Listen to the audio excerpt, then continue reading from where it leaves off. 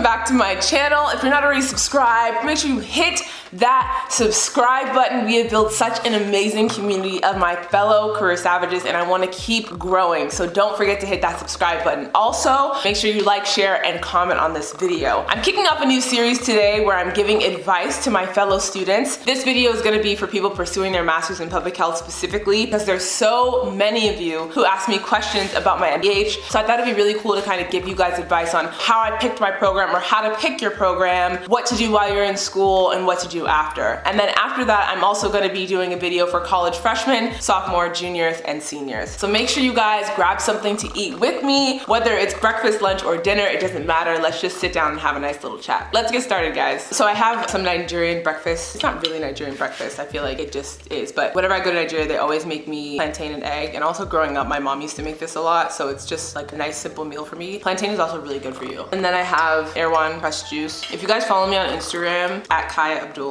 I talk about how much I love Erewhon's pressed juice, mainly because I don't have time to press my own juice and it's all like natural ingredients. So this one's the clean greens. It's organic cucumbers, organic spinach, organic romaine lettuce, organic mint, and organic lemon.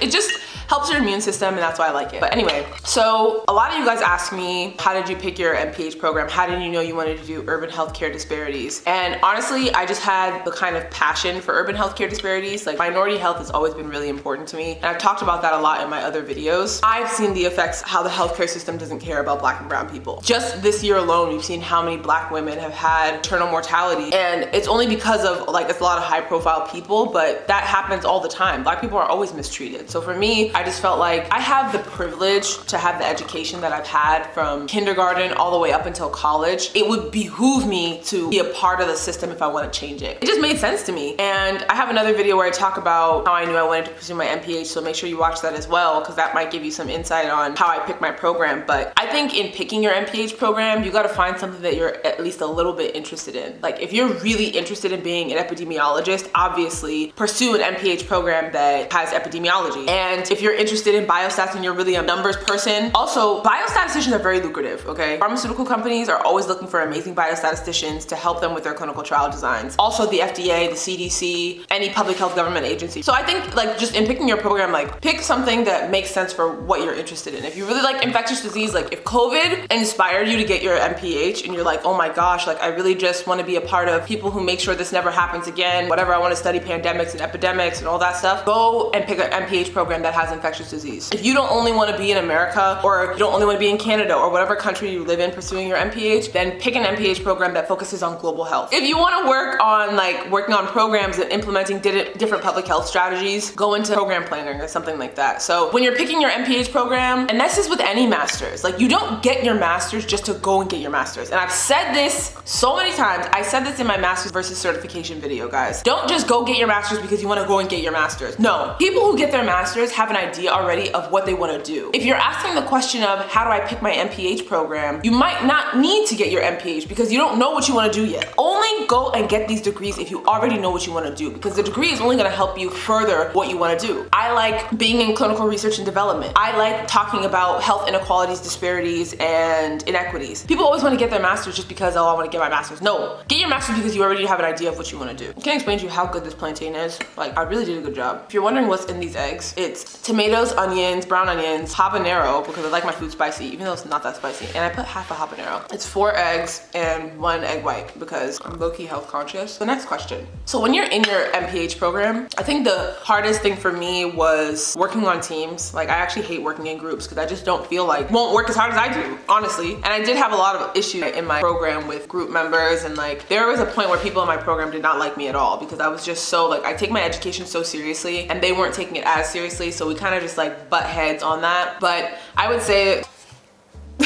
prepare yourself for working on teams, because honestly, when you get into the real world and you do like program planning, you're working in a hospital, you're gonna work on teams. And I feel like grad school taught me how to work with people from different backgrounds and different thought processes. Just a disclaimer, I'm a nice person. I am actually a very nice person. I'm very kind, I'm very caring. I am outspoken. I will speak my mind. When it comes to work, and school, I don't play around. I can come off a little bit aggressive because of how serious I take my education, and I work so hard to get to where I am that if I feel like another person is jeopardizing that, I come off in an aggressive way. That's one of the main reasons why some people in my program did not like me. I think when you are in grad school, if you're that kind of type A person, you just have to let go a little bit and let other people have their input. Obviously, don't let it jeopardize your grade or something like that, but like, you gotta let other people say their ideas. You gotta give other people the opportunity to express their ideas as well. And that's something that I learned in grad school because I had to learn too. I had to. It wasn't gonna be a thing where it's just like my way or the highway. Like, I had to listen to what other people had to say. So I think it made me a more, and I've said this so many times, like, it made me a more empathetic person and a more understanding person. Like, I understand how people think now because of how they grew up or like the educational system that they went through. So I would just say, like, be open to working on teams and like being adjustable and stuff like that. Another tip is like work, get a job. For the life of me, I will never understand why people go to school and they're not working while they're in school. If you have the ability to, you should be working. All throughout undergrad, I worked. Throughout my entire master's program, I worked a full-time 40-hour job. Oh my God, I worked a full-time 40-hour job. I used to commute 3 hours one way to work every single day while I was in grad school. This was my schedule, guys. I would wake up at 4 and I would leave by 4:30, get to work by 7:30 a.m. I would leave by 3:30. I would get to class at 6:30, even though class started at 6. Class would end at 9. I would get home at 10, eat, talk to clients for Career Savage, do homework, probably sleep average 3-4 hours a day, and do it all over again the next day. Now, I'm not saying be a psychopath like me and work that way and push yourself in that kind of way. You can get a part-time job, honestly, but it worked out for me for the better because that company that I was working at, I left. It was too far of a commute. Like, I was not about to kill myself. And I got a job at a closer pharmaceutical company, a smaller company that focused on sickle cell, which was what my undergrad research was all about. So I loved it. And on top of the fact that I'm a part of the sickle cell community because I have the trait. So I started working at the smaller pharmaceutical company. They knew I was in my master's program, and everything I was learning, it was so crazy. It's so crazy how God works. Like, everything I was learning in my master's program, I was doing at my job. When I was taking my biostats class, we were learning about p-values, different statistical methods for calculating data. We were learning about clinical trial design, so many things. At that job, we were starting a new study in a different therapeutic area that I had never experienced before. And I was at the forefront, looking at the protocol, looking at the consent forms, talking to the IRBs. It was insane because also in my classes, I had just learned how to submit to the IRB. I just learned how to submit to the IRB because we also were doing a study in school and we had to contact the IRB before we contacted our participants and stuff like that. It was madness the way that everything was just coming together, and all my learnings were getting amplified times 10. My classmates, my cohort mates were learning the same things as well, but they weren't applying the work the way that I was applying the work. When it got time to do our practicum, I did my practicum at my job and I made educational brochures for sickle cell trait and sickle cell disease, and the CAO of the company was my preceptor, and she was like, "Where did you get these brochures?" And I was like, "Oh, I made them." And she was like, "Whoa, you did?" So I don't know what they did with them. I think we kept them in the office, and like people, if they wanted to pick them up, they could, because we had a lot of like salespeople and like different stuff like that. But guys, like, I was really learning, applying. I literally just learned the week before how to moderate a focus group and type up the documentation. And I went to work the next day, formulated my patients for the focus group. Yeah, that was my applied practicum thing. But make sure you're working during your master's program, especially your MPH program. Like, even if it's in a hospital facilitating, if it's for the county, for whoever, I don't care. Get a job part-time, because during that time, you're gonna learn what you really like and what you don't like. And what I realized is, like, I really like patient interaction and hearing what the patient's like and being the middleman from patient to pharma and making sure that patients feel represented during these clinical trials. I loved it. Thank God my job was already regulatory affairs, so like it was really easy for me to do that. But working at that small pharma company, I was allowed to like explore different avenues. Working at that pharma company, I was allowed to explore different avenues, so it just worked for me. So get a job, get a job, get a job. The other thing I would say is, like, grad school is not undergrad 2.0. And I think a lot of people have that misconception. First of all, most master's programs, like, if you get anything below a 3.0, I think you get kicked out of the program or you get on probation. For me, I think it was like you get kicked out. I graduated summa cum laude, so I don't know anything about no academic probation. I got 1 A- and I was pissed about it. I graduated with 3.98, and I was so pissed that this professor gave me an A-.